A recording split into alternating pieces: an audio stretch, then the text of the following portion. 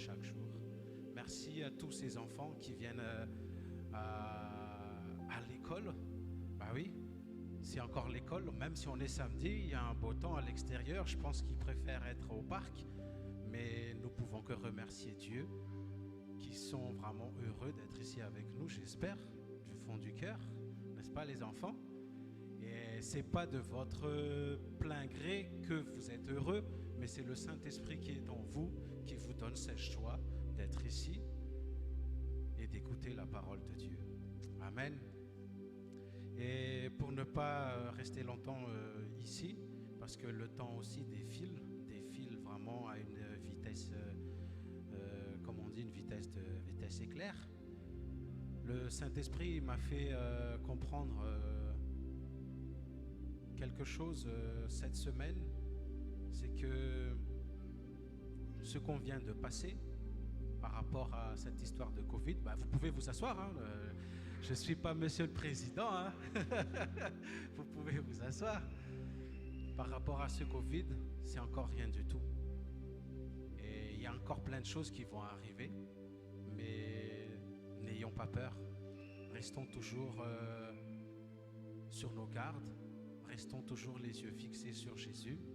Peu importe ce qui se passe à l'extérieur, dans le monde, si nous on est accrochés à Jésus, rien ne peut nous arriver. Jésus c'est notre bouclier, Jésus c'est notre défenseur, Jésus c'est notre avocat, Jésus c'est celui qui nous donne la vie. Donc même si, corporellement parlant, on meurt, en fait on ne meurt pas, parce que si on est avec Jésus, on est toujours vivant. Alléluia. On n'est peut-être pas sur cette terre, mais on sera dans les lieux célestes avec Jésus pour l'éternité. Et pourquoi je dis ça? C'est que pour moi, dans ma situation personnelle, surtout au boulot, il y aura beaucoup de changements. Ce sera plus comme avant. Et donc en discutant comme ça avec les collègues, on dit les horaires ça va baisser, donc ça veut dire le salaire va baisser, tout ça et tout ça et tout ça. Je dis c'est vrai ça va baisser, mais bon, que veux-tu, s'il y a moins de travail, moi je préfère rester chez moi avec ma famille que rester à 8 heures à tourner les pouces ici au boulot, sincèrement. Et mais tu ne comprends pas, tu sais, si tu restes chez toi, tu gagnes plus assez ton salaire, quoi. Je sais, mais bon, si c'est comme ça, c'est comme ça. Je vais pas pleurer pour ça, au contraire. Je préfère encore être entouré de mes enfants et de ma femme chez moi, que je vous aime, mes collègues, mais quand même, il y a une limite, quoi. Je l'ai pris dans le bon sens du terme, ok? Et donc, j'étais à la maison ces 3 jours, mais avant que, même hier, j'ai appelé un collègue pour lui dire, écoute, vendredi, avant-hier, pour lui dire que vendredi, on ne travaille pas. Il me dit, ok, merci, mais t'as vu, c'est chaud. Hein. C'est quoi qui est chaud? Regarde, commence à nous laisser à la maison comme ça. Voilà quoi, il faut se préparer. Préparer pourquoi? Mais bon, tu vois ce que je veux dire. Ok, bon, écoute, on se voit lundi déjà, et puis on en parlera ensemble. Pourquoi je dis ça? C'est que, comme j'ai dit tout à l'heure, ce qu'on a passé, le moment de Covid, là, c'est rien. Ça, c'est rien, ça. Il y aura encore des moments pires que ça. Mais comme je répète encore, mais comme j'ai dit tout à l'heure, nous, on est des enfants de Dieu. Donc, en tant qu'enfants de Dieu, on ne craint rien. Et pour pouvoir confirmer cette parole de ne rien craindre parce que tu es un enfant de Dieu, parce que tu es co-héritier de Jésus-Christ, donc tu reçois quelque chose de la part de Jésus, de la part de Dieu même. On va prendre dans Ésaïe 41:10, dans le nom de Jésus, Ésaïe 41:10. N'aie pas peur, je suis avec toi. Ne regarde pas autour de toi avec inquiétude. Oui, ton Dieu, c'est moi. Je te rends fort, je viens à ton secours et je te protège avec ma main puissante et victorieuse. Amen. faire ça que Dieu simplement. Même si Monsieur Président de la République a toute la, comment on appelle ça, les gardes, Force One. Bon, Force One c'est aux États-Unis, mais ici en France, quoi, je ne me rappelle plus comment on appelle ça. Il y a les SWAT, celui qui les fusilleurs là.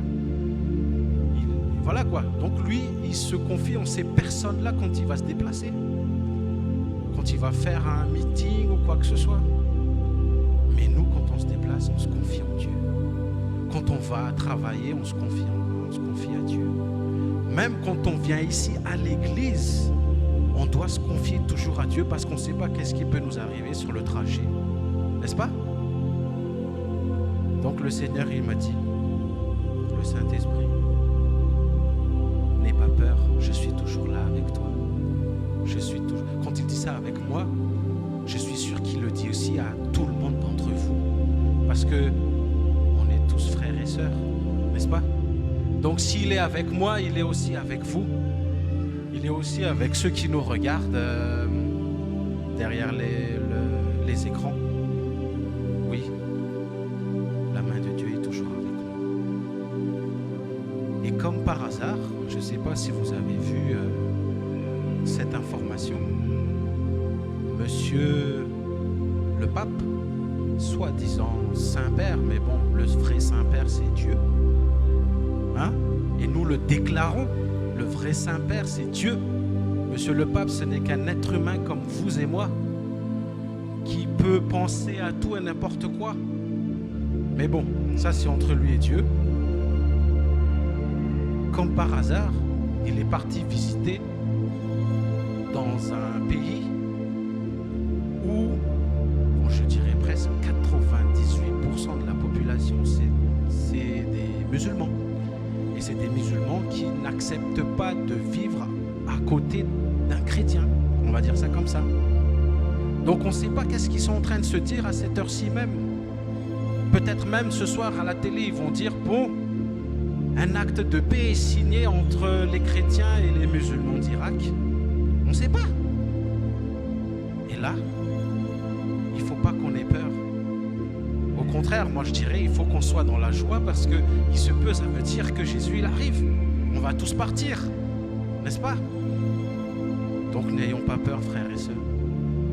Quand on nous donne ce genre de verset, n'aie pas peur, c'est pas simplement le fait que tu traverses des moments difficiles, tu traverses un moment où tu travailles plus, que tu n'as plus de financement, des trucs comme ça, non. Mais c'est vraiment un global de ne pas avoir peur, quoi qu'il arrive. Parce que même en tant que chrétien, et que si tu viens à l'église tous les jours, et que tu dis que quand tu vois ce genre d'infos que Monsieur le Pape, il est allé voir, je ne sais plus comment il s'appelle chez eux, si c'est le caïf ou je ne sais pas quoi, leur nom à eux. Et là, tu commences à te dire, mais c'est bizarre, d'habitude ils sont toujours en guerre, ils ne s'entendent pas, là-bas les chrétiens sont des martyrs et lui il va là-bas. C'est un signe. C'est un signe que Jésus arrive. C'est un signe que tout ce qui est écrit dans la Bible, ce n'est que la vérité. C'est pas... Je dirais même que c'est même pas la volonté en soi du Monsieur le Pape d'aller là-bas, mais ça fait partie du plan de Dieu pour que nous, chrétiens, nous puissions vraiment nous tenir prêts que Jésus arrive.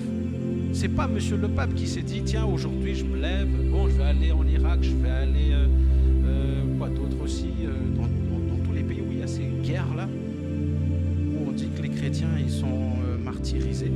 C'est pas vraiment sa propre volonté en soi, mais c'est Dieu qui met dans son cœur d'aller là-bas pour que nous, chrétiens, nous puissions nous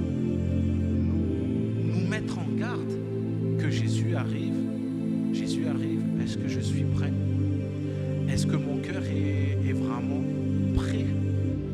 Ou est-ce qu'il y a encore une petite tâche? Et à cause de cette petite tâche, je risquerais de rester ici. Même pour moi personnellement, par exemple, quand mes enfants commencent à me irriter, Des fois, rien que le mot irrité, c'est déjà un péché. Hein. Mais j'apprends. Et mes enfants aussi, ils apprennent aussi à ne pas, comment dire, que leur colère à eux, parce que ce sont aussi des êtres humains, les enfants.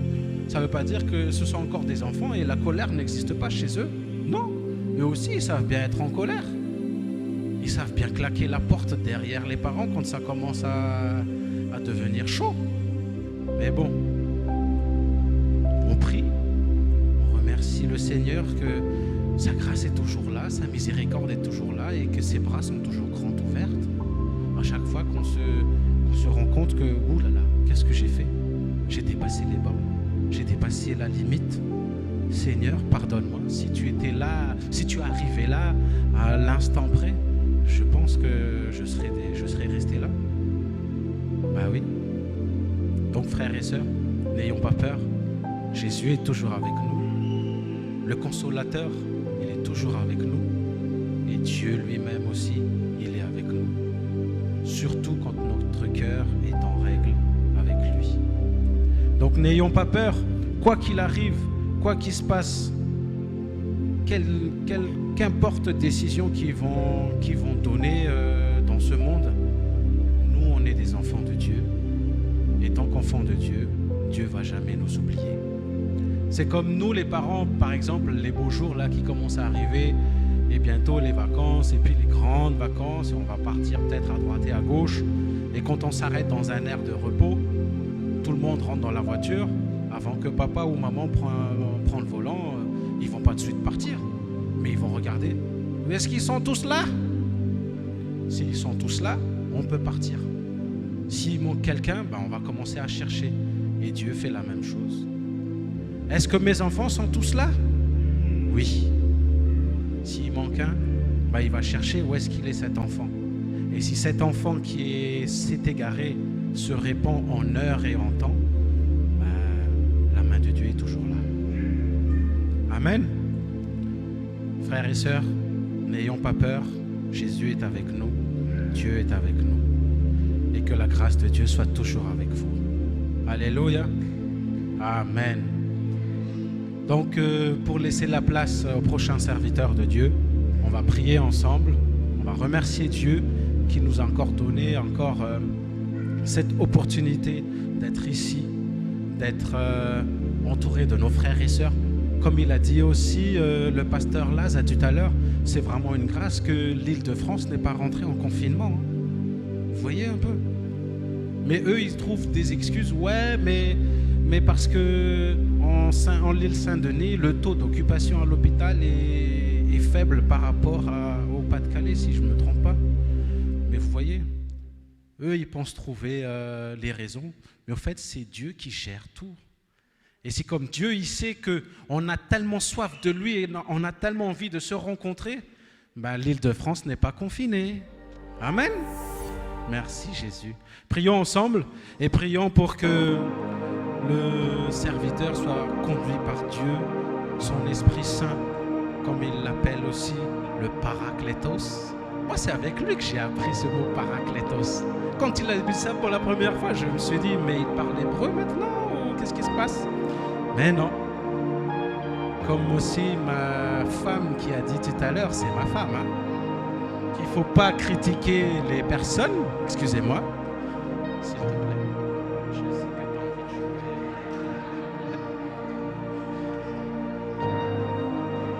jouer. T'inquiète, tu seras un grand adorateur de Dieu. Amen. Comme elle a dit aussi tout à l'heure qu'on n'est pas là pour critiquer les serviteurs de Dieu, mais au contraire, on est là pour l'écouter avec notre oreille spirituelle. Et après, à force de l'entendre dire ça, notre serviteur, le Parakletos, moi aussi j'ai appris à dire le Parakletos, notre cher Saint-Esprit. Amen. Prions ensemble. Père Saint, dans le nom de Jésus, merci Jésus, merci mon Dieu, merci Saint-Esprit. Merci pour ce moment que tu nous accordes encore aujourd'hui. Merci parce que c'est par grâce qu'on est là. C'est par ton amour qu'on est là. C'est parce que tu nous nous aimes tellement que tu permets qu'on puisse encore se réunir ici ensemble. Merci Jésus. Merci Seigneur d'être aussi avec nos frères et sœurs qui sont chez eux, qui doivent faire autre chose parce que c'est peut-être leur travail ou ils doivent accompagner des gens. Seigneur Jésus, merci Saint-Esprit. Nous prions Seigneur Jésus que ce moment soit vraiment conduite par ton Esprit Saint, le Paraclétos. Merci Jésus que, comme je le dis toujours, c'est ta voix, c'est le nom, c'est le son de ta voix qui sort à travers sa bouche.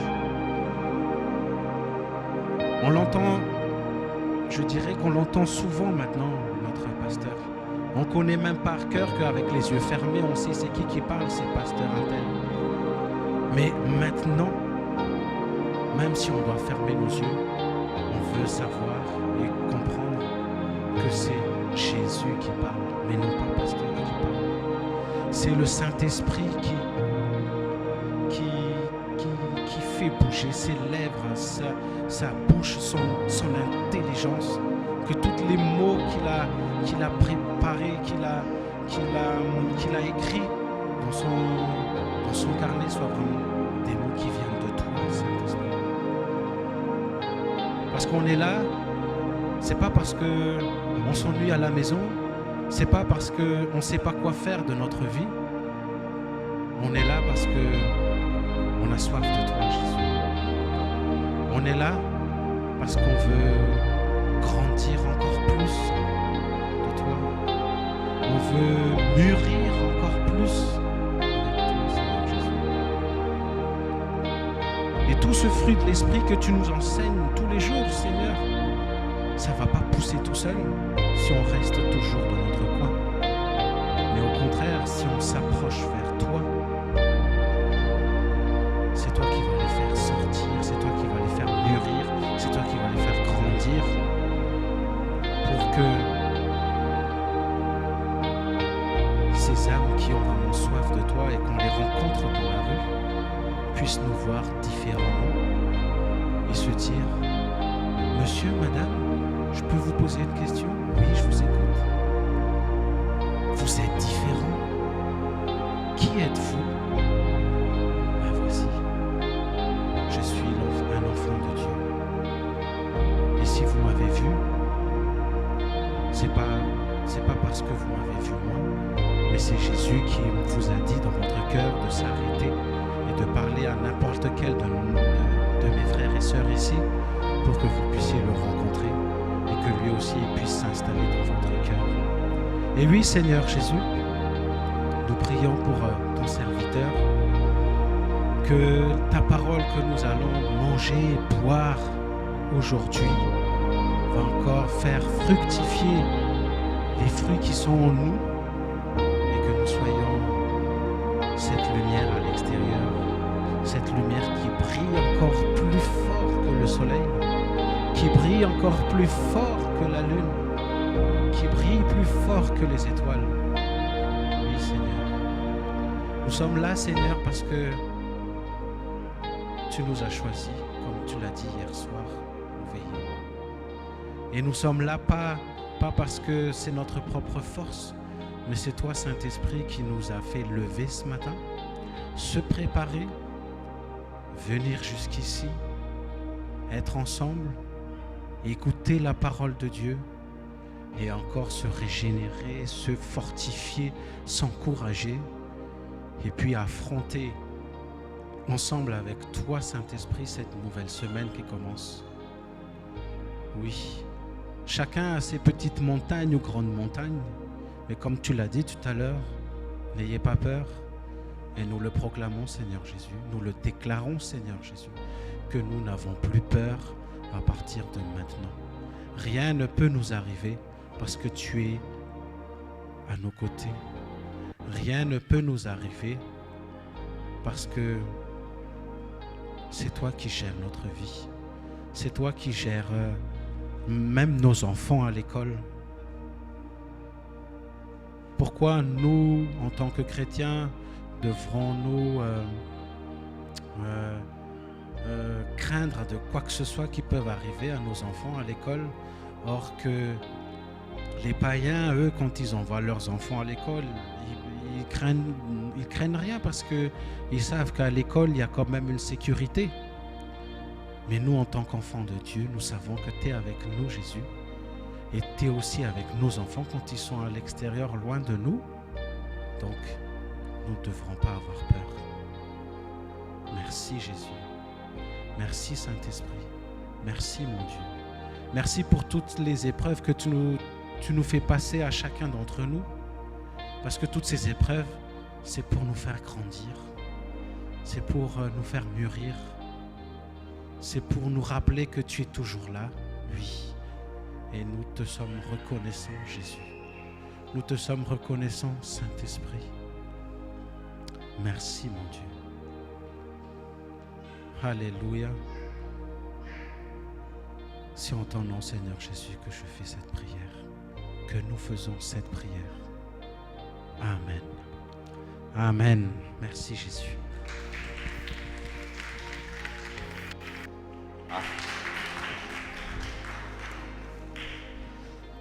Ravi d'être encore avec vous, avec chacun de vous.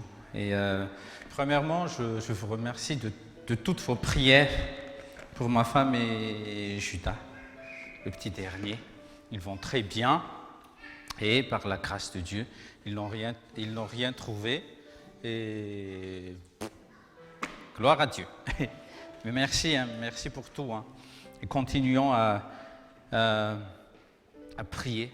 Vous voyez, quand il y a des choses qui arrivent, il faut rester toujours humble. On pouvait ne pas vous dire, mais on a décidé de vous dire, on combat ensemble. Dis à tes voisins, ne te cache plus. Il faut confesser les péchés, il faut dire ce qui se passe dans votre vie. Ne te dis pas, je vais y arriver moi-même. Non. Moi aussi, j'ai déjà vu des miracles. Et des miracles se sont passés, des signes et des prodiges se sont passés dans l'assemblée. Mais n'empêche, s'il y a quelque chose qui se passe, moi je dis, moi et ma femme, on s'est dit, on va dire à tout le peuple de Dieu. Amen. Donc moi je vous dis, c'est un bon exemple, parce que ça commence par nous aussi. On va pas se dire, moi je suis pasteur, donc comment est-ce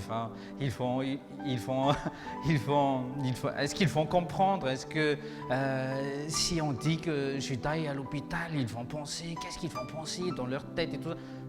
Non, il faut dire à tout le monde, il faut prier, un point c'est tout. Ok, on combat ensemble, et un bon combat de la foi. Alléluia. Donc, qui croit encore en la bonne nouvelle? Amen. Parce que c'est une bonne nouvelle.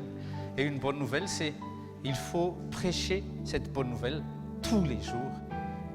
Dans ta famille, dans ton âme. Il faut que la bonne nouvelle atteigne toujours ton âme. Il faut que ça ne reste pas prisonnier dans ton esprit.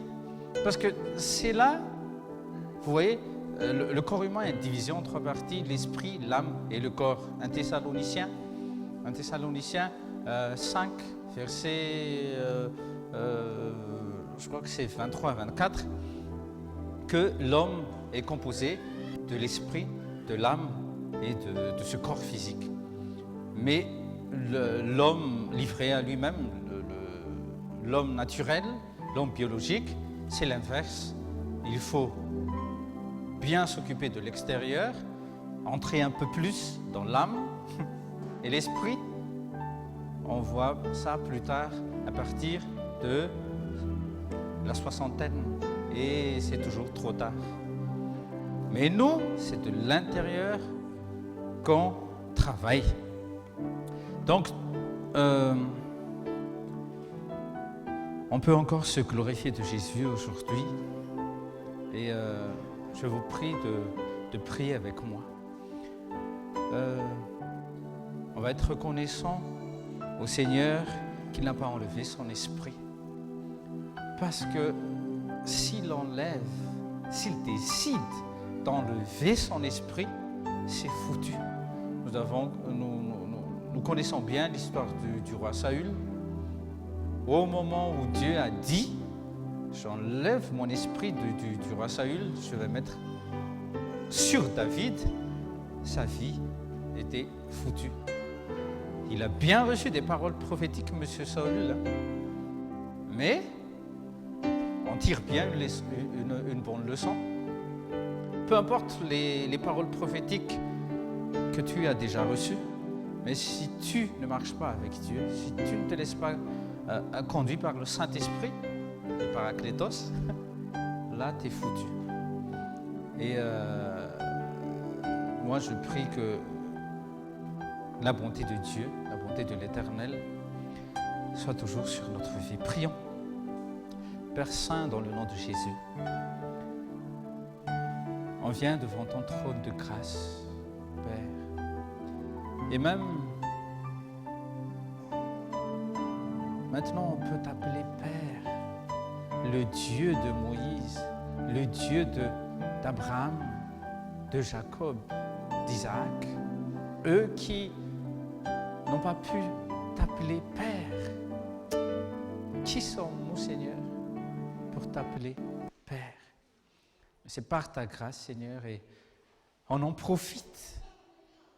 Tout comme un enfant qui ne cesse d'appeler son papa tout le temps. Et aujourd'hui, en ce lieu, on se réunit en ton nom, Jésus. Et toi seul, le seul vrai Dieu, le seul bon berger, tu connais toutes choses. Et la bonne nouvelle va atteindre notre vie, esprit, âme et corps. On est ici, Seigneur, oui, pour recevoir de bonnes choses célestes de toi, mais on est ici aussi pour être corrigé. Merci Jésus, merci pour ton Esprit Saint, merci pour ta parole qui nous purifie, qui nous lave de l'intérieur, de notre être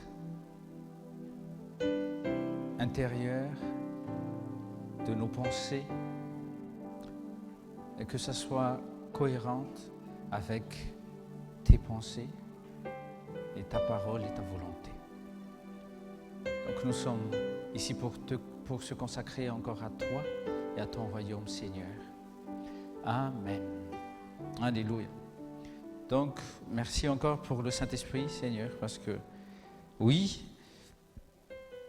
il nous corrige et il nous conduit dans la vérité. Il ne peut pas nous conduire dans la vérité s'il ne nous corrige pas.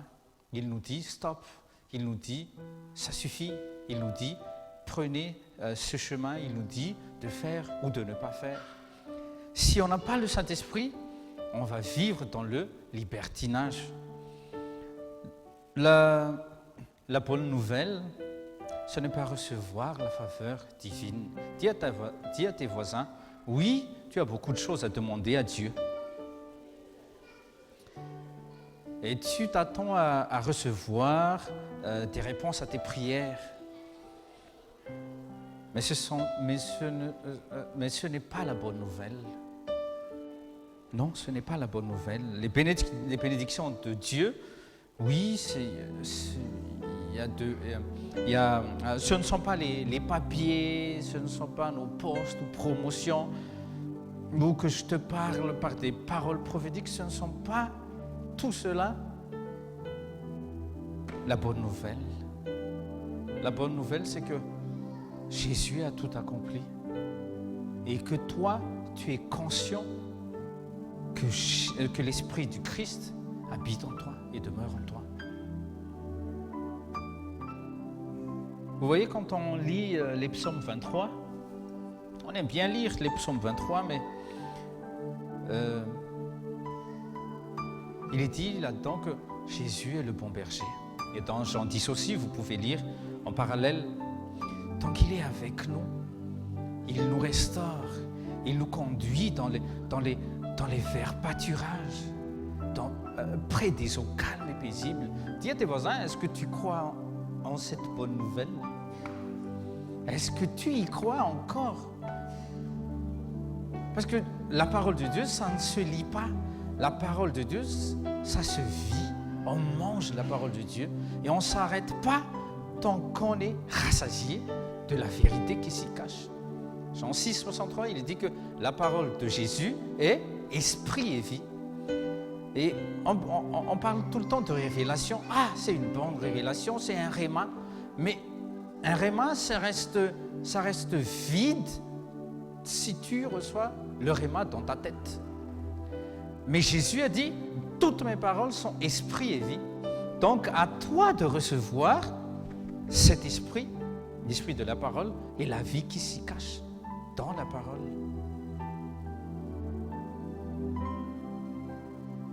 Il nous restaure. Oui, je sais, hein, vous avez beaucoup travaillé toute la semaine, vous êtes fatigué et peut-être que tu venais juste de finir de travailler, mais tu me dis, oui, mais pasteur, j'ai fait déjà des efforts. Hein. Oui, c'est bien, mais ne le fais plus pour pasteur à partir d'aujourd'hui. C'est pour toi. Parce que moi, je serai toujours là. Hein. Mais il faut savoir que seul dans la bergerie où Dieu t'a mis en tant que brebis, que là, tu seras rassasié et que ta soif sera étanchée. Ce n'est pas moi qui dis, hein, c'est Jésus. Lisez bien Jean 10 et tu vas voir. Tu vas courir tout le temps si tu ne t'arrêtes pas quelquefois. Tu t'arrêtes auprès du Père.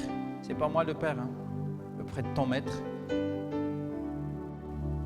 Oui, il y en a qui sont fâchés quelquefois. Où es-tu? Tu es en retard. Pourquoi tu n'es pas arrivé à l'école et tout ça? Oui, vous êtes fâchés. Hein. Mais, en tant que pasteur, je ne peux pas me permettre de ne pas vous corriger. Ce n'est pas grave hein, si vous êtes fâchés, mais moi je vous aime. Et je sais que vous pouvez y arriver, mais on va y arriver en avançant ensemble. Si on avance, ben on ne retourne plus en arrière. C'est simple, hein? C'est mathématique. Vous voyez, la chair va toujours trouver des excuses. Oui, mais si tu vas mettre ton esprit au-dessus, si l'esprit prend le dessus, ben, on va s'en sortir. Où étais-tu avant-hier? Ton état, je dirais il y a 1 an, il y a 5 ans. Ton état spirituel, tu étais où? À quel niveau tu étais? C'est pour ça qu'on se dit tout le temps, on pousse, il faut avancer. Moi, je suis confiant, hein. Comme avec nos enfants biologiques. Donc pareil, je suis confiant que Dieu agit en chacun de vous et en chacun de nous tous. Et on a la patience sur chacun de vous. Mais il est temps de grandir. Dis à tes voisins, il est temps de grandir. Un de ces jours, tu comprendras, mon fils et ma fille. On s'abandonne à Dieu. Il faut s'abandonner à Dieu. I surrender, je m'abandonne. On lit ça tout avec tonton Taï et tout lié en Judas. Mais la chair ne veut pas tout abandonner. La chair veut toujours mettre le petit grain de sel. Oui, mais tu vois, l'intelligence, là, il faut que ça tourne un peu. Il faut que tu te dis en toi que tu es esprit maintenant et que tu vas apprendre ton esprit à marcher avec l'Esprit de Dieu. Donc, si tu vas marcher avec l'Esprit de Dieu, là, tu vas voir la volonté de Dieu s'accomplir dans ta vie. Parce que tu n'es pas n'importe qui. Tu es enfant de Dieu. C'est ce qu'on a vu cette semaine.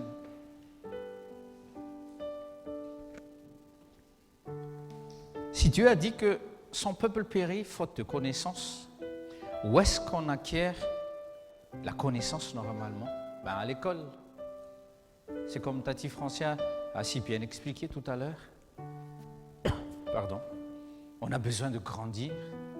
Et même Jésus, il nous a montré le chemin.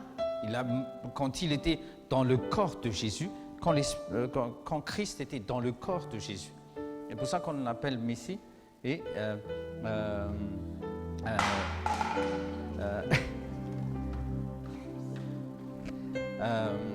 quand il était parmi nous, donc qu'est-ce qui s'est passé? Il est dit dans les 4 évangiles qu'il a grandi, je parle de Jésus, hein, et il a grandi en maturité et il a trouvé faveur auprès des hommes et auprès de Dieu. Donc, si on a dit de Jésus pareil, donc toi, qu'est-ce que tu dois faire? Tu dois grandir aussi. Si on te chouchoute tout le temps, si je ne te dis pas ce que tu dois faire ou ce que tu ne dois pas faire, si je ne te corrige pas quand tu fais des fautes, donc je serai juste un pasteur qui, je ne sais pas, je ne suis même pas un pasteur, parce que je dois vous corriger. C'est mon rôle. Je ne veux pas que Jésus va me gronder quand on va se retrouver devant lui. Mais pourquoi, Tommy, tu as vu telle ou telle personne? Pourquoi tu n'as rien dit? Alors que tu savais déjà et tu connais la vérité.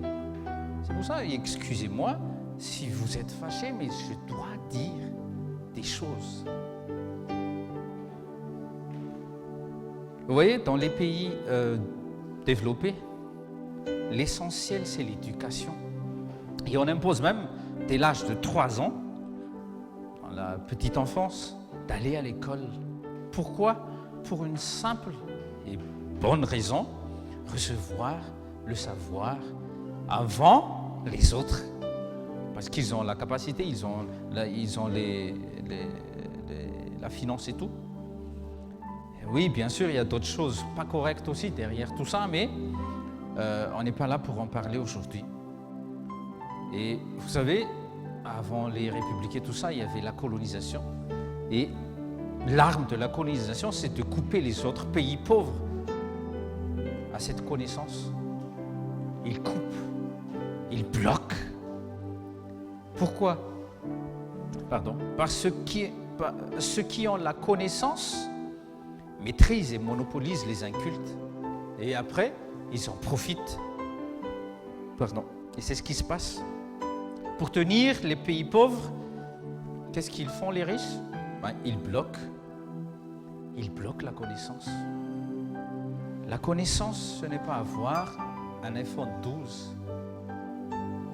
La connaissance, ce n'est pas avoir une nouvelle voiture.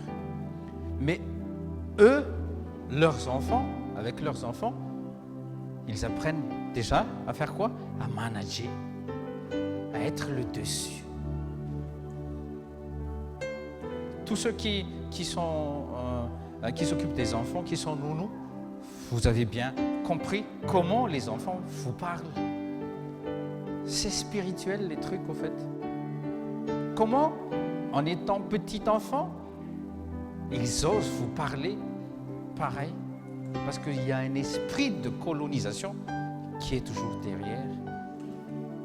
Ils ne font pas exprès, hein, mais ils se disent, cette femme ou cet homme de couleur, ils n'osent pas dire ça, mais c'est comme leur esclave. C'est pour ça qu'ils disent quelquefois, c'est mon papa qui te paye, et je peux te dire, je peux te dire tout et n'importe quoi, et tu dois faire ce que je te dis de faire. C'est cet esprit-là, vous voyez, c'est cet esprit-là qui contrôle le monde aujourd'hui encore. Et par exemple, on va prendre l'exemple, par exemple, on traite par exemple les indigènes de braconnage, de braconniers, en train de faire des braconnages et tout, alors que s'ils tuent un singe, par exemple, c'est pour manger la viande, c'est pour se nourrir. Mais pour les étrangers, pour les riches, ce ne sont pas des braconnages. S'ils font tuer 150 éléphants pour leurs ivoires, ou 150 lions pour en faire des tapis. Au sud de Madagascar, je crois que c'est dans la région de Fort-Dauphin, au sud du pays, il y a des ONG qui sont arrivés pour instruire, soi-disant, pour instruire aux pêcheurs de ne prendre que 3 kilos par jour. Mais c'est quoi ça? Ce sont aux Français, je suis en France, hein, mais je n'ai pas peur de dire ça. Pourquoi ce sont les Français qui viennent à Madagascar pour apprendre à pêcher? Parce qu'ils se disent maîtres du monde et vous n'avez pas le droit de pêcher plus de 3 kilos par jour. Alors que à quelques kilomètres de là, il y a les gros bateaux des Chinois, des Japonais, de tout le monde qui raflent tout avec des gros bateaux, des tonnes et des tonnes de poissons.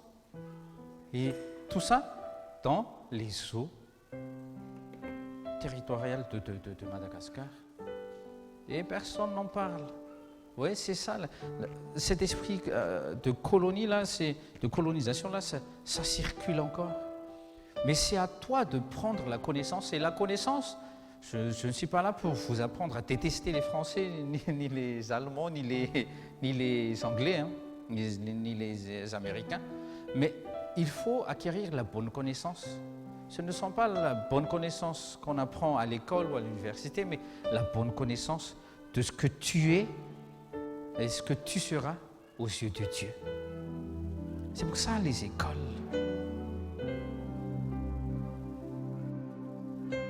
Tati Français a pris l'exemple là. Peut-être c'est pour ça que c'est tombé à côté de moi à propos de ça.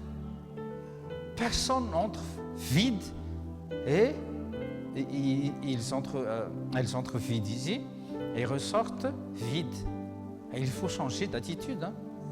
Si tu veux grandir, arrête de murmurer, arrête de te dire « Ah, mais c'est tout le temps ça qu'on entend. » Tu es une bouteille vide, tu vas rentrer bouteille pleine au nom de Jésus.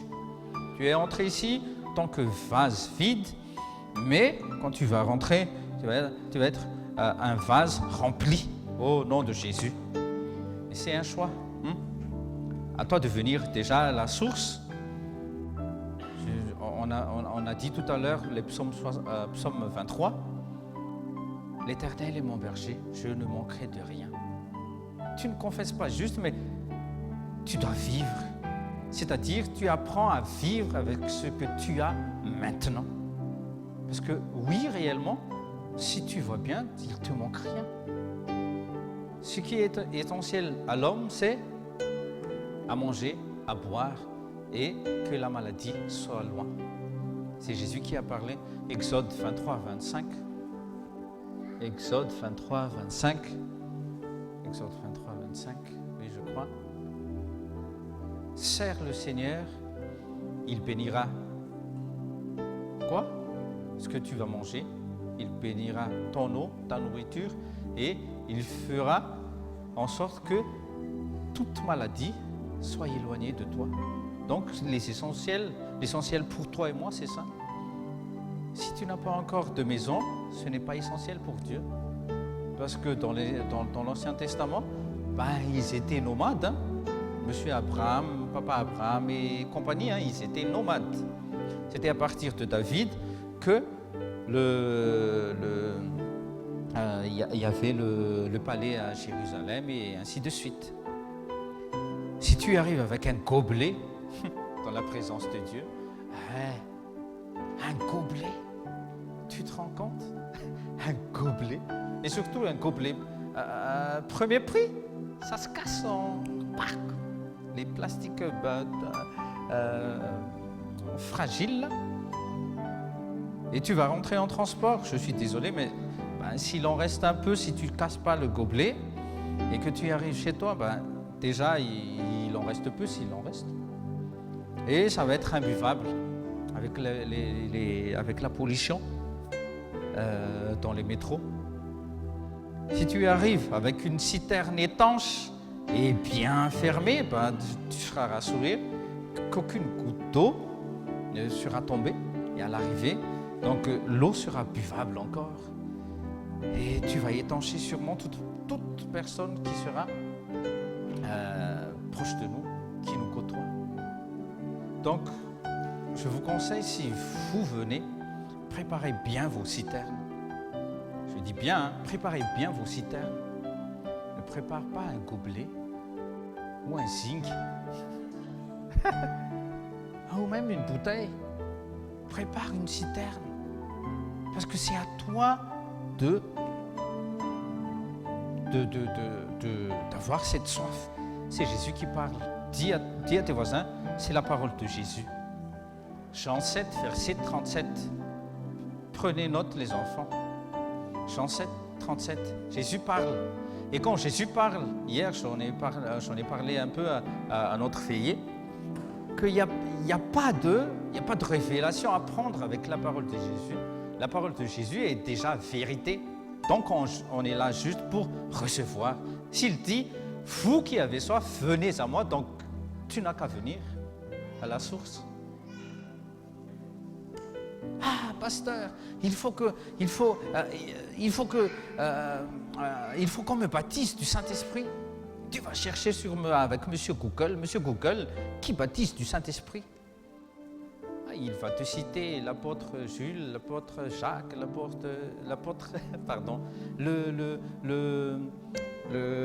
prophète un tel et un tel. Et là, tu vas dire, je vais payer mon billet, j'y vais là-bas. Mais tu n'es pas allé vers Jésus, hein. Je suis désolé, tu vas être frustré. J'ai vu beaucoup de personnes qui étaient venues voir un prophète un jour, et la personne était frustrée parce que quand le prophète lui a imposé les mains, il n'y avait rien qui sortait. Il n'y avait rien qui sortait, il n'y avait pas de parole prophétique. Le prophète avait dit, j'ai rien pour toi. Et là, la personne était frustrée. Et qu'est-ce que tu vas dire? Dieu ne m'aime plus?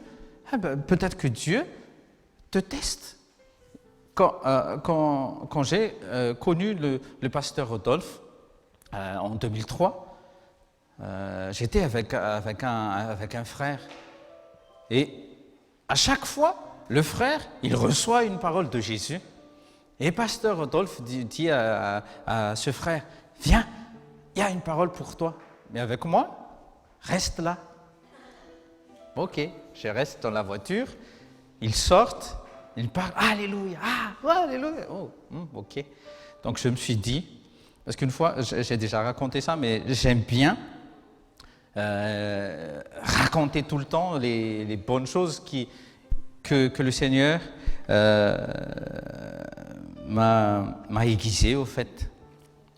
Donc, je me suis dit, parce que une fois, pasteur Rodolphe a prêché, il y avait un monsieur qui était adultère. Et Jésus a dit, va voir ce frère et tu lui dis que s'il continue, s'il ne se répand pas, je vais lui ôter la vie. Donc, le monsieur s'est repenti. Quelques jours plus tard, il est mort. Ça s'est coincé dans mon esprit. Peut-être que moi aussi, je vais juste passer par la repentance et Dieu va m'ôter la vie. Donc, j'étais là. Mais j'étais tout le temps, j'arrive tout le temps à l'école. Et l'école à Madagascar, c'est pas à midi, c'est à 6h du matin. Donc, si on change nos horaires en France à 6h du matin, je ne sais pas qui sera présent. Hein. Mais, gloire à Dieu, vous êtes là déjà. Amen. Donc, je me suis dit, bon, donc toi, Jésus, tu n'as pas de parole pour moi. Wow. Mais j'avais une telle soif que, non, je vais voir Jésus. Je ne suis pas allé voir pasteur Rodolphe. Il faisait des miracles autour de moi. Hein. Waouh, je vois des miracles, je vois des signes et des prodiges. Mais je suis allé voir Jésus. Je suis allé voir Jésus. Comment? avec la foi et avec mes genoux, dans mon salon, à partir de 8 heures du matin jusqu'à une heure tardive le soir, je ne sais pas, pendant des mois, à la fin des écoles, je rentre à la maison de mon papa et dans le salon, je prie, je loue Dieu et j'adore Dieu. Jusqu'à ce que j'avais l'assurance en moi que je suis sauvé, que je suis réellement un enfant de Dieu. J'avais cette soif de vérité, donc je ne suis pas allé, oui, je parlais au pasteur Rodolphe et tout, hein, mais au début, je n'avais rien reçu de lui.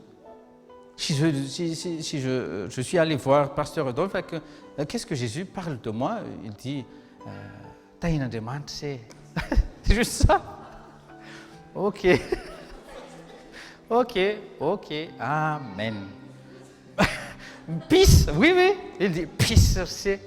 Ok, amen. Ok, on avance. C'est pas mon slogan d'aujourd'hui, hein. Ça date du 2003. Moi, je vais avancer. Moi, j'ai déjà dit à Jésus, tout ce que j'ai lu dans la Bible, tu dois faire dans ma vie, Seigneur. Oui, il n'a pas fini avec ma vie, donc j'ai pas peur de toutes sortes d'épidémies et toutes sortes d'attaques, parce que Jésus vit éternellement. Et Jean 15, verset 16, c'est lui qui m'a choisi, c'est pas moi qui a choisi. Vous voyez, on a vu ça hier. C'est lui qui t'a choisi, dis à tes voisins, c'est lui qui t'a choisi, tu n'as rien à craindre. Il faut juste s'accrocher. Accroche-toi à lui. Oui, tout le monde là, tout le monde a soif de vérité, mais quelle vérité? Parce que la vérité, c'est Jésus.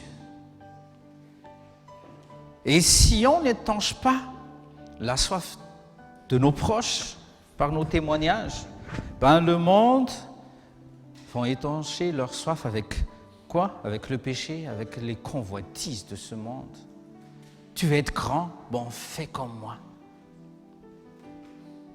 Oui, quand on est autodidacte oui, je reconnais, hein, on peut acquérir un peu de savoir, mais tu ne vas pas acquérir la connaissance. Le savoir et la connaissance, je vous dis, c'est différent. Le savoir, ça s'apprend, mais la connaissance, on reçoit la connaissance. On reçoit la connaissance parce que l'esprit de connaissance, c'est l'esprit du Seigneur. Ce n'est pas à vous qu'il faut que je réapprends encore que l'esprit de connaissance, c'est l'esprit de Dieu. Ésaïe 11, verset 2, parle de ça. L'esprit d'intelligence et l'esprit de connaissance, l'esprit de sagesse, c'est le Saint-Esprit. Si tu veux avoir l'Esprit Saint, si tu veux avoir cette sagesse divine ou cette intelligence divine, va auprès de Jésus. Jacques a dit aussi, hein. Jacques a dit. Mais je parle de l'apôtre, hein, et pas le... L'apôtre Jacques a dit, là c'est mieux, ce qui n'a pas de sagesse, qu'il vienne à Dieu, parce que Dieu donne à tout le monde gratuitement. Si tu n'as pas de sagesse, dans la gérance de ton finance par exemple, va voir Dieu, demande-lui conseil. Ésaïe 11, verset 2, c'est l'esprit de conseil. Tu as besoin du Saint-Esprit. Oui, Doc. Oui, quand j'ai appris aussi ce mot paraklétos, quand j'ai entendu parler paraklétos la première fois, ça n'a plus sorti de mon cœur. Et j'en parle tout le temps, parce que ça, c'est lourd dans mon esprit, ce mot. Parce que le mot Saint-Esprit, désolé Saint-Esprit, parce que ce nom Saint-Esprit, quelquefois, le monde, par exemple, là où je travaille, on parle beaucoup du Saint-Esprit. Mais on parle du Saint-Esprit autrement. Hé, Tommy, par exemple, cette table ou le piano, là, ça ne va pas bouger, ça ne se tient pas avec le Saint-Esprit. C'est comme ça qu'il parle du Saint-Esprit. Donc ça m'a fait mal au cœur. Ça ne va pas se faire avec le Saint-Esprit. Vous voyez, vous avez déjà entendu parler comme ça. Et j'aime pas, ça blesse. C'est pour ça que j'aime utiliser le paraklétos. Le monde ne connaît pas ce mot. Toi et moi, on connaît. Donc quand tu pries, oh cher, oh merveilleux paraklétos, c'est bon. Hein? Et le Saint-Esprit a été, le paraklétos a été envoyé pour nous instruire. Chant 14, à partir du 23e jusqu'au 26e verset, c'est encore Jésus qui parle. Vous allez recevoir l'esprit de consolation. Pourquoi ton âme est abattue? Ton âme est abattue parce que tu ne permets pas à ton âme de se ressourcer et de se restaurer dans la présence de Dieu. C'est de ta faute. Dis à tes voisins, c'est de ta faute. Si ton âme est abattue comme ça, si tu apprends à ton âme à aller à la source tout le temps, elle sera toujours restaurée. Tu seras loin de toute sorte d'anxiété. Le stress n'est même pas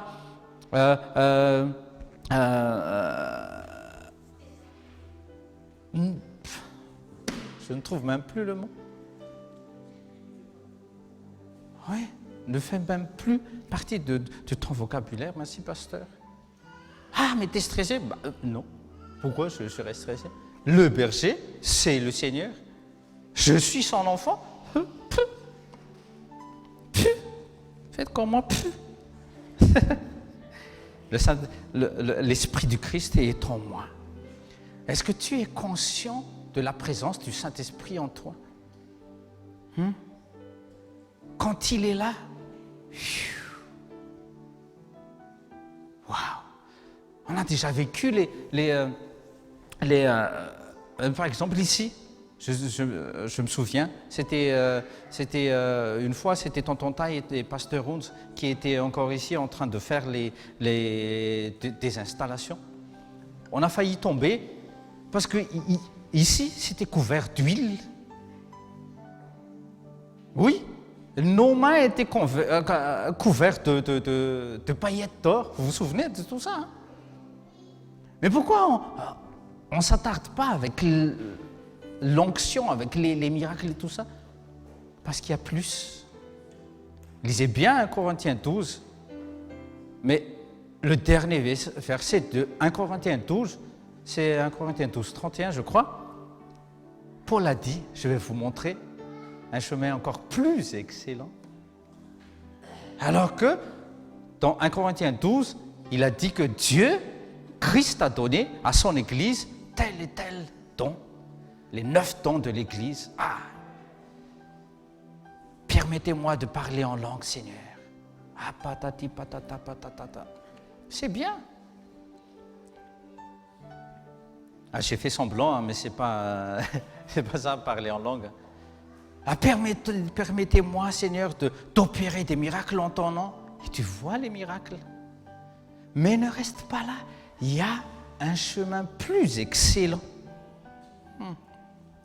Oui, est-ce essentiel d'opérer des miracles au nom de Jésus? Oui, je sais. Il faut aider nos prochains. Il faut prier pour autrui. Il faut utiliser les dons, oui. Il faut chasser les démons, oui. Mais ce n'est pas le but de Dieu. Ce ne sont pas les manifestations des vrais fils de Dieu. C'est pas ça. Ce n'est pas ça. Vraiment, dans Luc 10, versets 17 à 20, lisez avec moi, Luc 10, versets 17 à 20. Vous voyez comment Jésus a repris les disciples en rentrant d'une mission. Parce qu'un de ces quatre, on va se retrouver devant notre Seigneur et il va nous dire, oui, votre mission sur terre est terminée. Bon, maintenant, faites vos rapports. Luc 10, versets 17 à 20. Et les 70 revinrent avec joie, disant, Seigneur, même les diables nous sont assujettis par ton nom. Et il leur dit, les gars, je contemplais Satan tomber du ciel comme un éclair.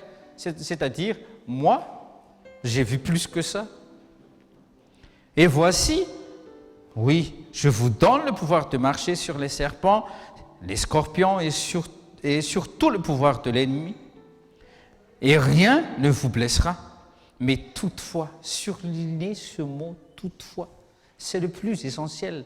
Le plus essentiel, ce n'est pas que les diables sont assujettis par le nom du Seigneur.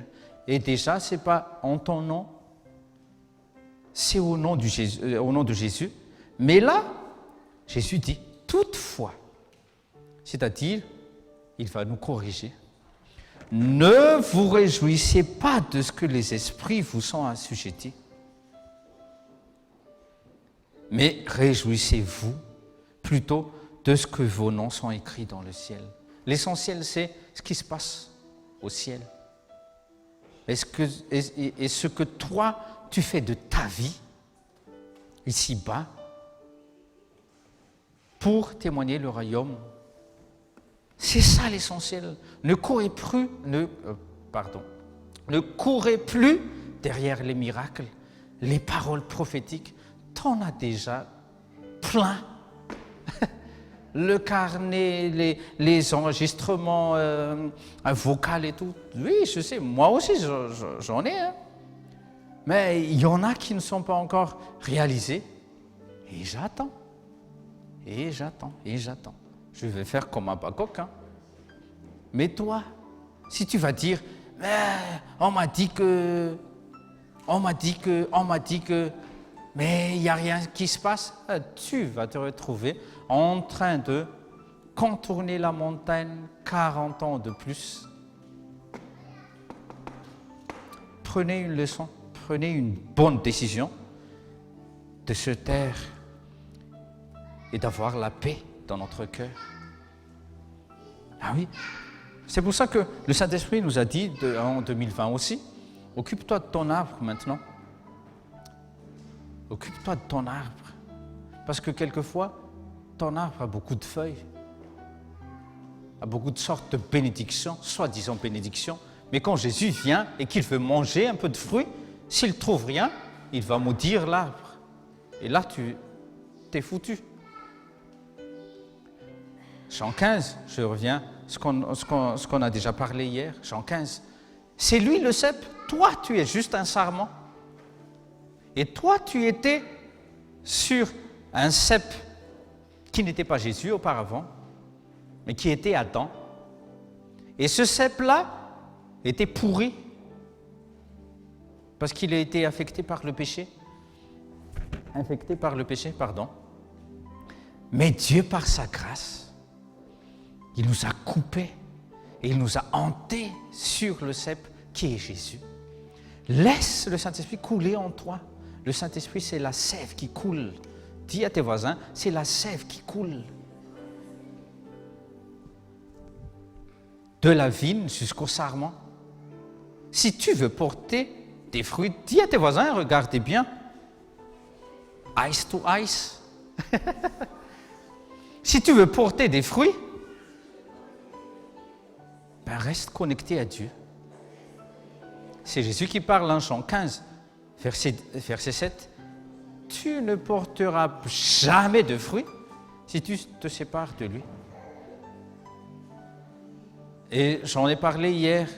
Si on m'a greffé, par exemple, moi je vais prendre sur ma vie, si on m'a greffé sur Jésus, je répète, j'étais sur le cep, l'ancien cep qui était à Adam, mais Dieu a décidé, parce que Jean 15, verset 1, lisez, s'il vous plaît, Jésus, c'est la vraie vigne, et Dieu, c'est le vigneron.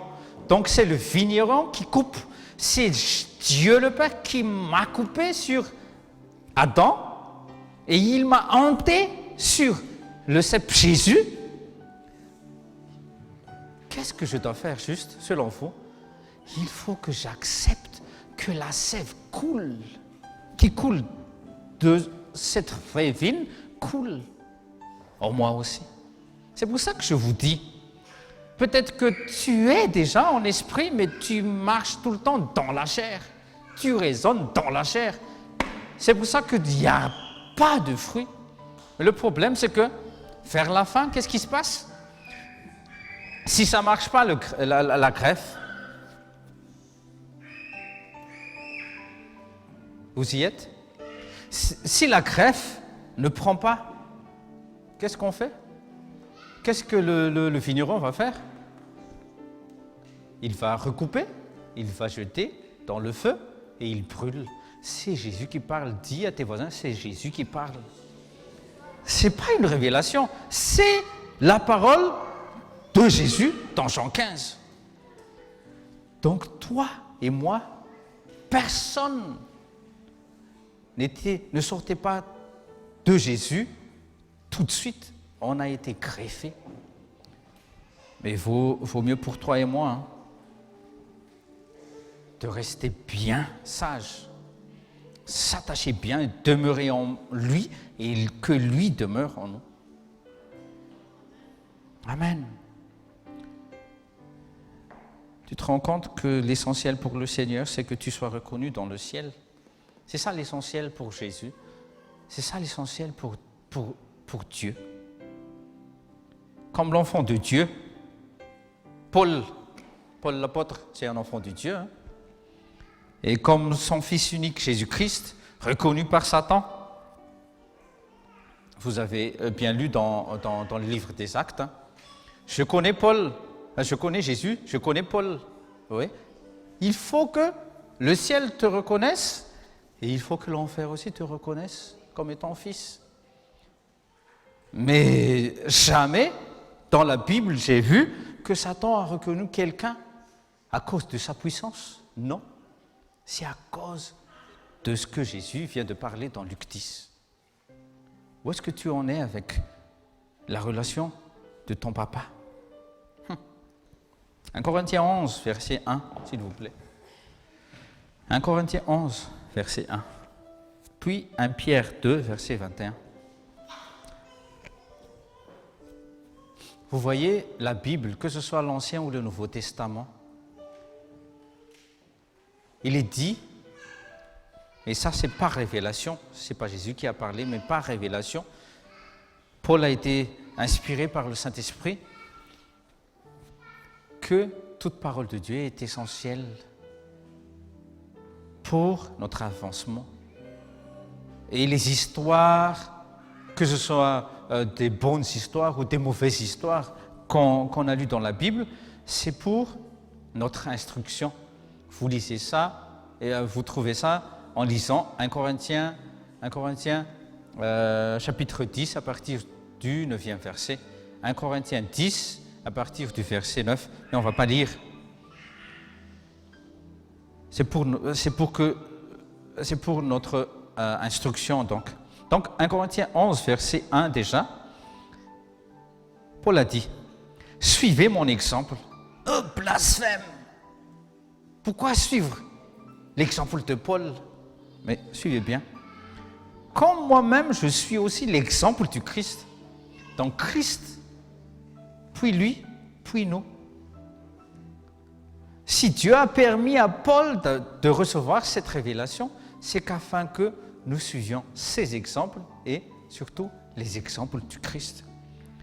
Et c'est bien de lire les évangiles parce que Christ, Jésus, il a donné beaucoup d'exemples de comment suivre et de comment obéir à Dieu à 100%. Comment être conduit par le Saint-Esprit à 100%. Comment ne pas s'éloigner de la volonté de Dieu. Parce que ceux qui sont à Christ sont conduits par l'Esprit Saint. Donc pourquoi tu t'égares? Pourquoi je m'égare? Alors que je suis un fils. Tu es un fils. 1 Pierre 2, 21. 1 Pierre 2, 21, c'est un peu pareil comme Paul a dit là, mais là c'est Pierre qui parle. C'est à cela que vous êtes appelés. Parce que Christ aussi a souffert pour nous, nous laissant un exemple, c'est l'exemple parfait à suivre. Nous laissons un exemple afin que vous suiviez ses pas. Je vais être comme ça, je vais être comme tel, je vais être comme telle personne. Utilisé puissamment par Dieu. Oui, c'est bien. Mais discernez bien. Est-ce que celui-là n'est pas en train de se glorifier lui-même? Est-ce qu'il est en train de glorifier le Père ou pas? Je ne dis pas que tel ou tel serviteur de Dieu n'est pas de Dieu, c'est pas ça. Ou tel ministère. Mais je parle de toi. Dis à tes voisins, je parle de toi. Quand Dieu opère des miracles à travers tes prières ou à travers tes mains, est-ce que tu es en train de te glorifier ou de glorifier celui qui t'a appelé? Et Jésus en a parlé dans les 4 évangiles. Si vous ne croyez pas en moi, croyez au moins au miracle, parce que c'est Dieu qui opère en moi. Vous voyez? Ça, c'est un bon exemple à suivre. Comme ça, on sera toujours humble. Tu veux être humble, fais comme Jésus, marche comme Jésus, pense comme Jésus. Et dans Philippiens 2 aussi, vous pouvez lire à la maison, Philippiens 2, à partir du 6e jusqu'à 10e verset. Vous pouvez lire aussi. Il pouvait rester à droite de son Père. Il pouvait dire, les anges là, descendaient en bas et sauvaient les hommes, et patati patata, et puis revenaient au ciel. Mais il s'est humilié. Et c'est ce que tu devrais faire plus, s'humilier devant Dieu. Oui, je répète tout le temps, est-ce que vous êtes en Christ? Est-ce que tu restes en Christ et tout? C'est notre position. Mais je voudrais que vous soyez très, très, très conscients à partir d'aujourd'hui de ce que Dieu a déjà fait en vous, en vous mettant en Christ. Oui, je répète tout le temps, parce que c'est la bergerie de Jésus-Christ. Et dans Jean 15 aussi, vous allez lire ça, c'est ce qu'on a vu hier. Demeurez en moi et que je demeure en vous. Demeurez dans ma parole, demeurez dans mes commandements et que mon amour demeure en vous.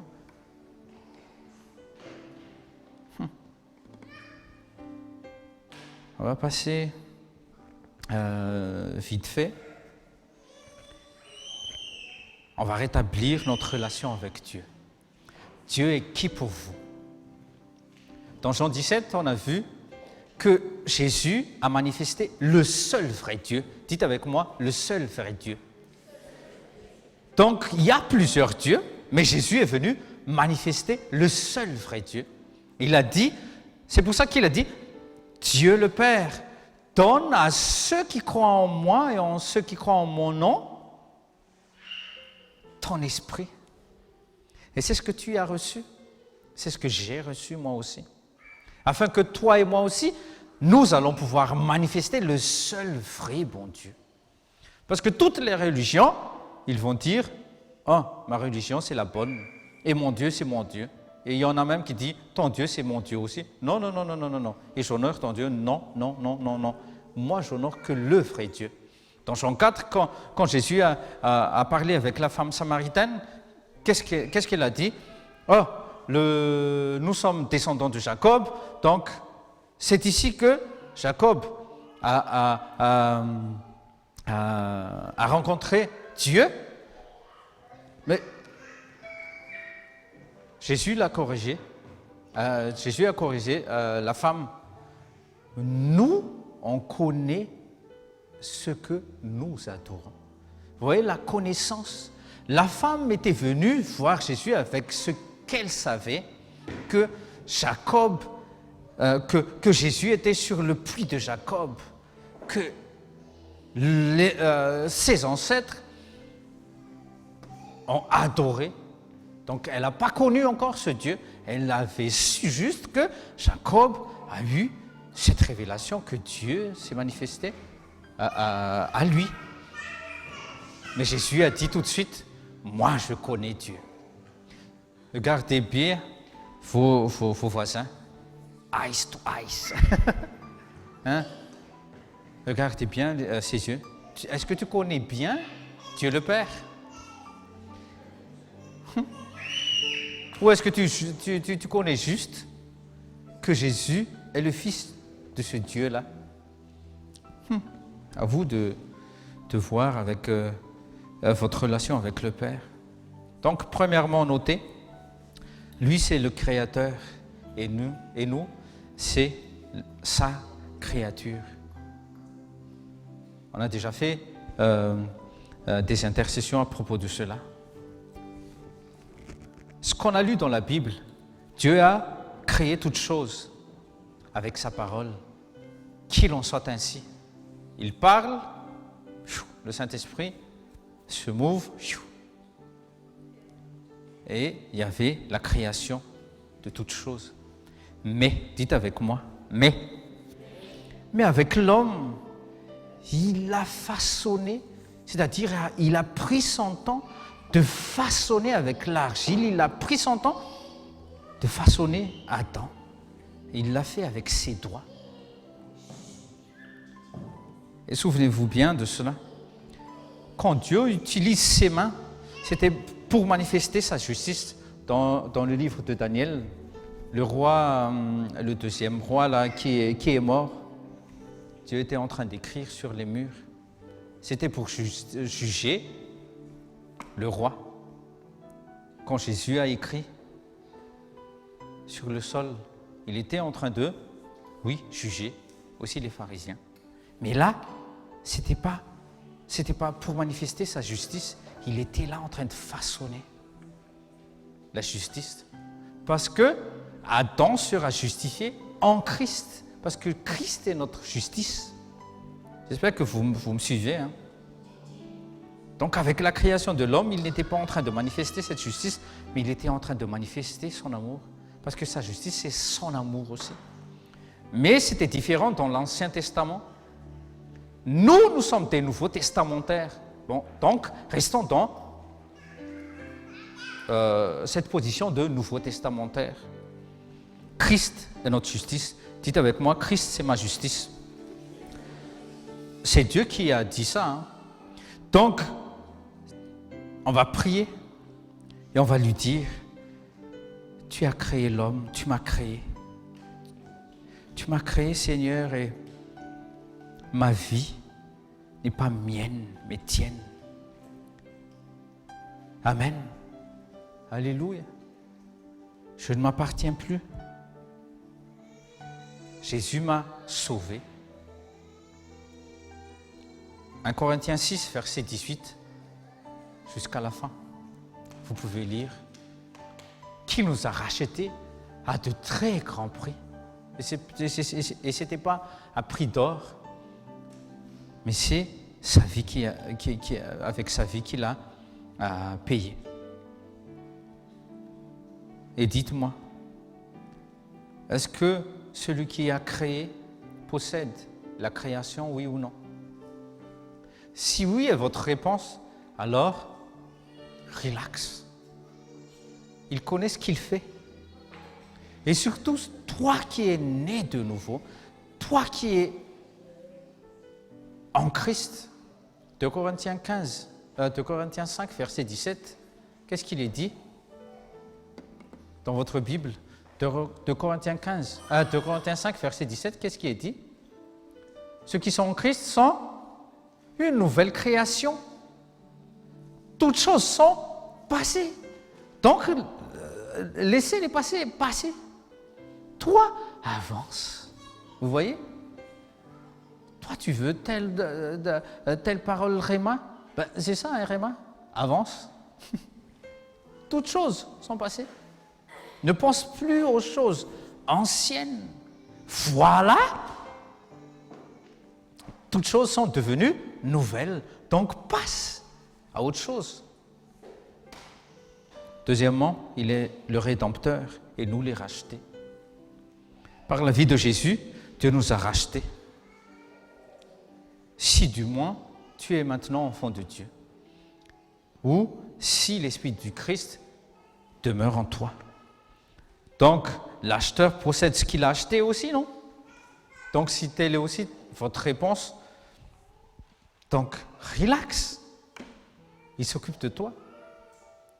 Pour ceux qui n'ont pas pu venir, relis bien, s'il vous plaît, Psaume 23. Toi qui se plains tout le temps, je suis fatigué, je suis comme ça.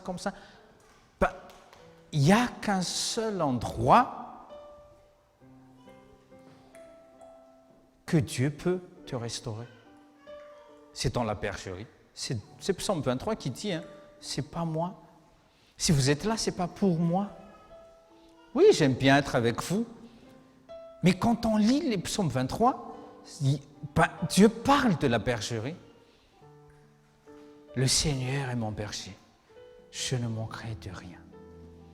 Il me conduit dans le vert pâturage, dans les eaux calmes et paisibles. S'il n'y a rien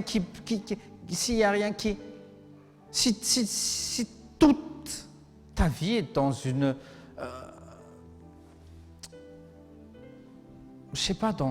dans un endroit qui n'est pas calme, c'est de ta faute.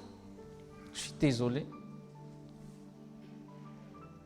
Venez dans la bergerie du Seigneur. Troisièmement, Dieu, il est notre berger et nous, ses brebis. Notez bien, la brebis appartient à qui? Au berger. Et le troupeau appartient à qui aussi? Tout le monde. Au berger. La bergerie, ça appartient encore au berger. Le berger est propriétaire de sa brebis, de son troupeau et de sa bergerie. Il a la responsabilité, il a le droit de conduire son troupeau et de s'en occuper, de les nourrir, de les protéger. C'est son rôle. C'est son rôle de s'occuper de toi. C'est son rôle de s'occuper et de te protéger, toi, sa brebis. Est-ce que tu reconnais que tu es sa brebis? C'est là le problème. Donc la brebis et le troupeau étant sa propriété, on doit suivre juste la voie de son berger. Se fier à lui pour les soins et pour la protection. Quatrièmement, on va finir. Dieu le potier et nous l'argile. On vient de dire tout à l'heure, Dieu le potier et nous l'argile. Romains 8, verset 21. Romains 9, verset 21. Vous allez lire à la maison. Romains 9, verset 21. Il a tout le droit. Mais je n'appartiens pas encore à Dieu. Si, il a le droit. Parce qu'il voit ton imperfection, donc il a le droit de te mettre sur la table du potier, sur la tour du potier, et de rectifier. Oui, mais ce sont mes caractères, oui, mais c'est ma personnalité. Laisse Dieu faire tout cela.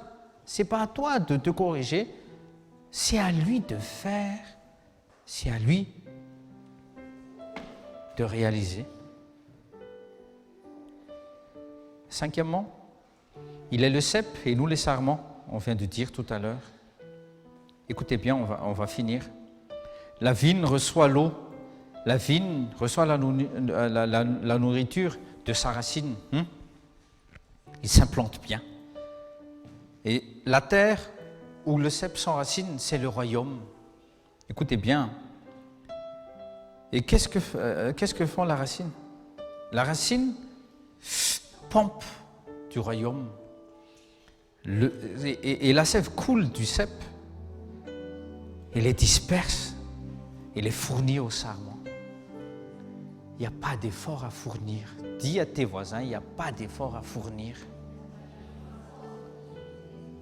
C'est lui qui t'a appelé sarment. C'est son choix. C'est pour ça que je suis là, les gens. Que vos yeux spirituels sois illuminé par ces vérités, que tu es un des sarments, que tu es membre de son corps. La main ne se préoccupe pas, mais comment je vais avoir la force. Si je ne mange pas, c'est la bouche qui s'occupe de ça. Mais toi, en tant qu'humain, occupe-toi de prendre la cuillère, de ramener la cuillère remplie de nourriture dans ta bouche. Le corps s'occupe et fournit tout à tous les membres. C'est pour ça qu'il ne faut plus jamais se séparer de l'assemblée de l'Église. Oui, si tu te nourris tout seul, c'est que tu vas périr demain. Et c'est ça le but de Satan, te séparer de la bergerie, te séparer. Et je suis désolé. Ce que le serment fait n'est rien d'autre que de recevoir. Ce que vous faites ici, brebis de Jésus, recevoir. Recevoir juste la restauration de vos âmes, recevoir juste la nourriture. Ne vous cassez pas la tête. Où est-ce que je vais boire demain? Où est-ce que... Non, il va vous conduire près des eaux calmes et paisibles. C'est écrit noir sur blanc dans les psaumes 23. Il ne suffit pas juste de lire les psaumes, il suffit juste de croire et de mettre toute notre confiance en ce Seigneur qui est un vrai bon berger. Moi, je vois vos âmes se désaltérer auprès de ces eaux calmes et paisibles. C'est Jésus qui fait tout le travail. C'est pour ça qu'il a dit, Père, tout est accompli. C'est ce qu'il a dit, hein? Père, tout est accompli. Maintenant, glorifie le Fils. Mais toi et moi, si toi tu es réellement en Christ, si moi je suis réellement en Christ, on n'a plus qu'à recevoir juste aussi. C'est ça la grâce, recevoir juste. Il a déjà tout fait. Et c'est nous qui recevons la grâce de porter ses fruits. Et les fruits, ce sont les témoignages. Et les fruits, ce sont c'est pour la glorification du Père. Oui, mais on a tout fait quand on a glorifié un Père. Non, c'est faux. Sinon, Dieu sera glorifié avec les moines bouddhistes. À partir de leur 3e âge, ils sont enfermés dans leur temple. Hein. Et ils mourront dans leur temple. Il y en a qui ne sortent jamais de leur temple bouddhiste. Donc si Dieu n'a pas choisi ces moines bouddhistes, mais il t'a choisi toi. C'est parce que tu es fils. Nos témoignages, ce sont les fruits. Et les fruits, dans Galates 5, verset 22, si tu ne te connectes pas au cep, il n'y aura rien qui va se produire. Et dernièrement, le Seigneur est l'époux et nous sommes l'épouse. Christ est la tête, comme le mari est la tête de la femme. Christ, c'est la tête de l'Église. Le mari ou Christ, qui est la tête de l'Église, il doit juste aimer son Église, aimer sa femme. Et c'est ce que nous devrions faire aussi. Je parle à vous, Marie. Je parle à vous aussi, les futurs papas, les futurs pères de famille. Et vous, femmes, et vous, Église, nous, Église, nous devons juste honorer ce mari. Et comment honorer le mari? Comment? En obéissant. En obéissant juste. En terminant, on a juste quelques minutes, 7 minutes exactement. Écoutez bien, quand Sarah est tombée, au début, Sarah ne pensait qu'à elle-même. Et elle était en train de donner des ordres à son mari Abraham. Oui, je sais, hein, c'est Abraham aussi a une part de faute avec ce qui est arrivé avec le fruit avec Ismaël, hein, avec le fruit des entrailles de Agar. Mais écoutez bien, Sarah n'était pas obéissante à Abraham au début. Elle était impatiente. C'est pour ça qu'il y avait l'arrivée d'Ismaël. Mais quand elle est devenue, quand elle a dit « Abraham est mon Seigneur », Dieu lui-même est venu voir Abraham en personne. Et il a dit à Sarah, d'ici 9 mois, tu vas porter le fruit de tes entrailles. Vous voyez l'état d'esprit de Sarah au début et son état à la fin. Quand la femme n'obéit pas à l'homme, les Ismaëls vont encore sortir. Mais quand la femme décide d'obéir, si l'Église décide d'honorer, alors là, les fruits vont sortir, les fruits de la promesse. Alléluia. Qu'est-ce qu'on vient de faire? On va se lever, s'il vous plaît. Les 7 points que je vous ai cités tout à l'heure, c'est pour que nous ayons cette humilité devant Dieu, que c'est lui le Créateur, que c'est lui le Roi, c'est lui le Seigneur, c'est lui l'époux, et que nous ne sommes que des fils, c'est lui le Père. Nous ne sommes que, des brebis, et que nous tous, nous sommes des brebis, et que lui, il est le bon berger. Priez avec moi et soyez reconnaissants de ce que Dieu a fait de votre vie. Et faites-lui confiance, s'il vous plaît, qu'il est au contrôle et que s'il est au contrôle, le Dieu de toutes choses, la source de toute vie, le Dieu de l'Ancien Testament qui s'est manifesté